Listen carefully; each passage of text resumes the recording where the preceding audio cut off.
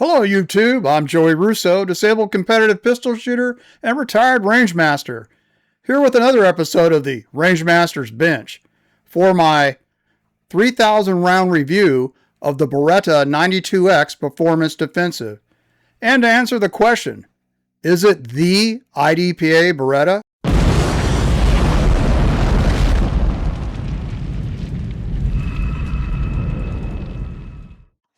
As usual, before we begin, let me add my standard disclaimer.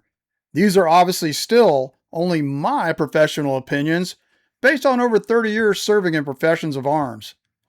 So you will better understand my perspective, I will once again post down below my training and experience.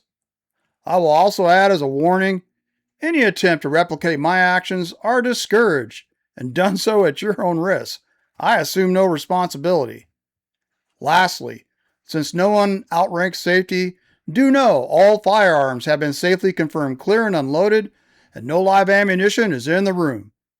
Alright, with that out of the way, let's get down to it.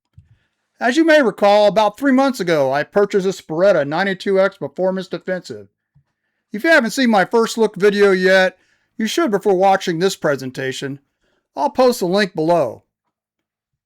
Since buying the 92x Performance Defensive, I've been able to get just over 3,000 rounds through it, at the range, practicing and shooting matches, to include the 2025 Western Washington Regional IDPA Championship and 2025 ASI Senior Classic, both of which I took most accurate irons in. As much as I enjoyed the Beretta 92x Performance Defensive, there were a couple things I needed to do to allow me to better run it. Let's go to the bench now where I will explain what I did. So my first task was to lighten the gun to give me more of a weight buffer to work with for modification. As a reminder, max allowed weight for IDPA's iron sight, enhanced, and stock service pistol divisions is 43 ounces. So the easiest way to shed weight was to replace the barrel. The pistol came equipped with this standard 92 length, 4.9 inch Italian made, cold hammered alloyed steel, black finish chrome lined barrel, having the normal rounded crown and protruding out the front of the slide as a normal 92. Weight of the barrel and locking block assembly was 5.22 ounces. The next barrel I had on hand was this stainless steel 4.6 inch US made one with what Beretta terms an 11-degree combat crown, which slightly sticks out the slide. Weight of this barrel and locking block assembly was 4.98 ounces for nearly a quarter-ounce weight savings over the standard 4.9 inch barrel.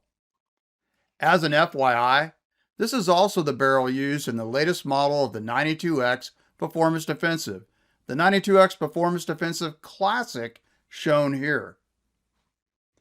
Finally, in my parts inventory, I had this 4.55 inch stainless steel Italian barrel, which has the 20-degree crown and is flush with the slide. Weight of this barrel and locking block assembly was 4.88 ounces, a tenth of an ounce lighter than the 4.6 inch and 0.34 of an ounce lighter than the stock 4.9 inch barrel. To give me the most weight to play with, this was the barrel I decided to run. Having shed some weight with a shorter barrel, I was now able to address the grip deficiency. As I discussed in the first look video, the 92x Performance Defensive came wearing these slick, thin plastic stocks, which weighed with screws and washers 0.88 ounces. Here in parentheses is the total weight of the pistol, which in this case is with the 4.9 inch OEM barrel and a 15 round empty mag, which weighed in at 42.24 ounces. Again, the latest variation of the Performance Defensive, the Performance Defensive Classic shown here, does away with the slick plastic grips, instead using beautiful Hogue brand checkered walnut grips which provide much better traction. The first set of replacement grips I tried were these Beretta branded thin aluminum ones, which weighed in at 1.34 ounces with screws, bringing the total pistol weight with 4.55 inch flush fit barrel and empty 15 round mag to 42.39 ounces. Speaking of screws, I purchased these factory 92x short grip screws, but they were not short enough and required I take a file and shorten them even more. These grips were a marked improvement over the plastic ones, but unfortunately they did not agree with my hand size. When building my grip, my support hand would pinch the web of my dominant hand against the edge of the grip, creating an annoying hot spot. Next up were these stylish Tony System aluminum grips, featuring replaceable skate tape inserts, which, with screws, weighed only 1.05 ounces, bringing the total pistol weight with the 4.55-inch flush-fit barrel and empty 15-round magazine to 42.05 ounces. These grips were purpose-built for IDPA, featuring extensive lightning cuts to save weight. On the outside, you can see these two holes drilled through each panel. But Tony System understands we're fighting for every 1/10 of an ounce, so underneath the positioning lugs have also been drilled out. The thicker contour of these grips agreed with my hand size and eliminated the pinching I had with the thinner Beretta aluminum grips. These Tony System grips were my second most favorite. Finally, the last pair of grips I tried were the Lock Veloce, which means fast in Italian, wrap around round back strap thin models. With screws and steel positioning pin, these weighed in at a hefty 1.5 ounces, bringing the total pistol weight, again with the 4.55-inch flush fit barrel and empty 15-round mag, to 42.46 ounces. These were my favorite grips. I really like the familiar 92 M9 hump profile here in the back, and the larger overall size just gave me more real estate to better connect with the pistol. Hey, this image always makes me chuckle. Now, regular viewers will know I find the challenge of iron sights more interesting than using a dot. You know, truth be told, I just got burned out on red dot sights, or simply RDS, when I was still instructing, teaching many RDS operator and instructor level courses. However, I understand IDPA's Carry Optics division is by far the most popular division. So for purposes of this review, I went ahead and configured my 92x Performance Defensive for use with an RDS. Since a mounting plate was not provided, you'll hear about that again, I went ahead and purchased the D-Law or D-Lay Designs, I'm still not sure on their pronunciation, flush mount for the Trijicon SRO. This 7075 T6 aluminum mounting plate system provides the lightest and lowest mounting option for the Beretta factory RDO slide. To get the plate as low as possible requires installing this provided firing pin safety block, which is shorter and does not protrude out the top of the slide when the trigger is at the rear. Regarding installing the firing pin safety block, realize you are working with an Italian pistol and will need a 1.5 millimeter punch to drift out the retaining pin. Also, note there is a firing pin safety block spring, so when you remove the 1.5 millimeter punch, take care not to lose it. Since you have the firing pin safety block removed, I would also take this opportunity to remove your extractor using a 2 millimeter punch and give everything a good cleaning. Do note, removing the extractor will also free the firing pin, which is spring loaded and will come out the back of the slide. The reason you want to do all this is that once you install the optic plate, you will not be able to disassemble and clean these areas again without first removing the optic and plate. After reassembling the slide with the new firing pin safety block, when mounting the plate to the slide, do realize the holes that go to mount the plate go completely through into the firing pin channel. So be cautious when applying Loctite 242 to the two mounting screws and torquing to 10 to 12 inch-pounds. In fact, once everything is installed, I like to turn the pistol upside down so gravity helps keep the Loctite from easily flowing down into the firing pin channel while it is curing, which takes 24 hours. Installing the optic to the plate is straightforward. The plate utilizes the 6/32 pitch screws that are included with the SRO. Realize the plate is made of 7075 T6 aluminum, so keep your torque values reasonable at 10 to 12 inch-pounds to avoid stripping out the threads.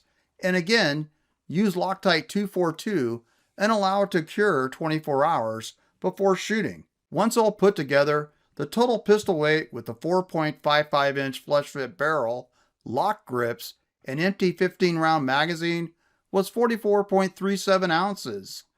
Max allowable weight for IDPA CO division is 45 ounces.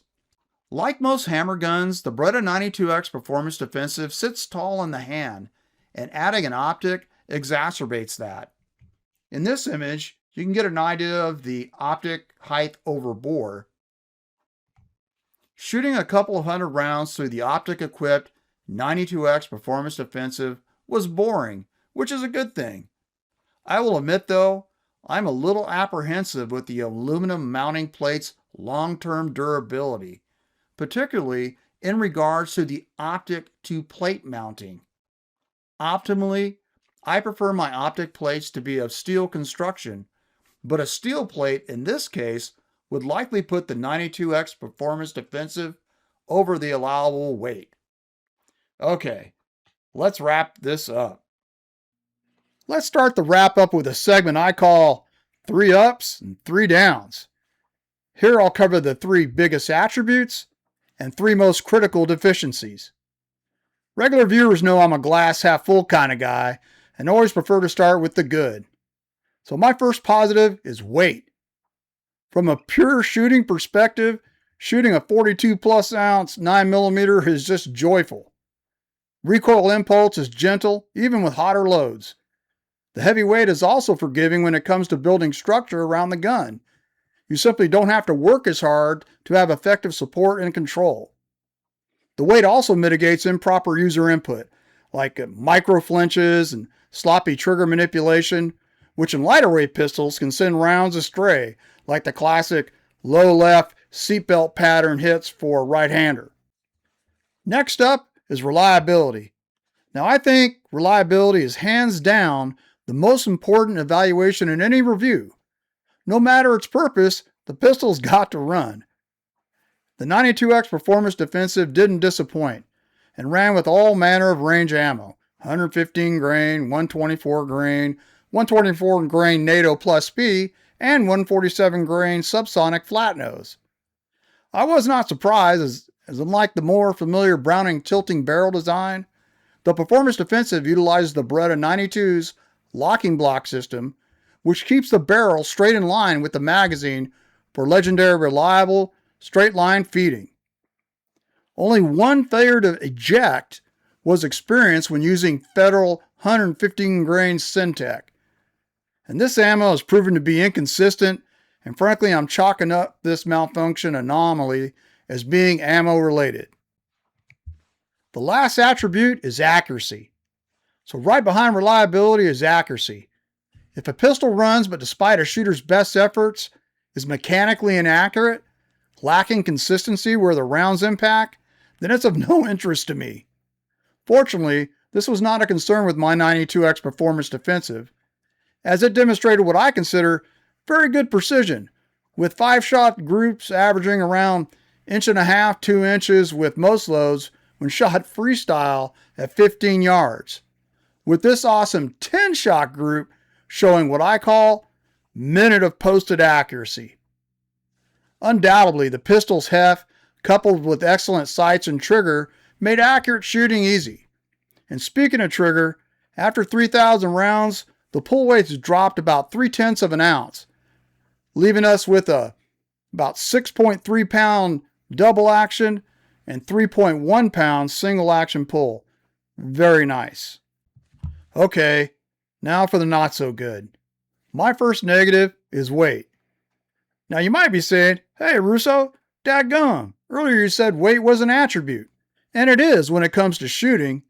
However, like you saw at the bench, having a pistol out of the box so close to max allowable weight can make it difficult to do any needed modifications, like replacing those slick factory grips.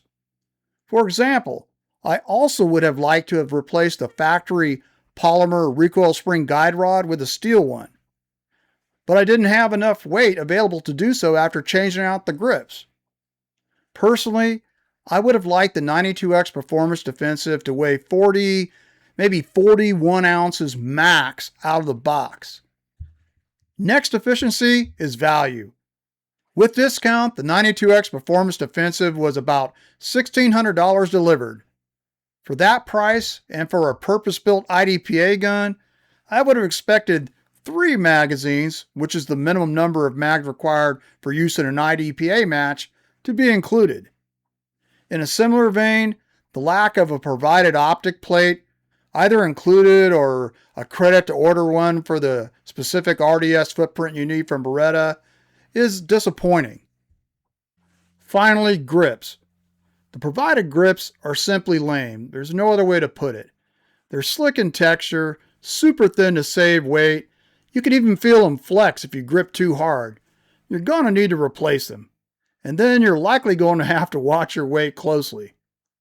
As I mentioned in the bench segment though, the latest iteration of the 92X Performance Defensive, the 92X Performance Defensive Classic model that I have here, features a shorter, lighter weight 4.6-inch barrel and beautiful Hogue walnut grips that are checkered and provide much better traction than the plastic ones on the original model.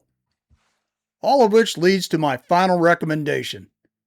Understanding this is based on a sample size of one original style 92X Performance Defensive, although spoiler alert, the newer Performance Defensive Classic model is so far performing as well as the original. In my assessment, despite the deficiencies, if you're a Beretta 92 aficionado and an IDPA like me, then the Beretta 92X Performance Defensive may indeed be the IDPA Beretta. I'm Joey Russo, disabled competitive pistol shooter and retired Rangemaster. Thanks for watching. Until next time, take care, and remember, where there's a will, hey, there's always a way. Don't let anything keep you from pursuing your passion.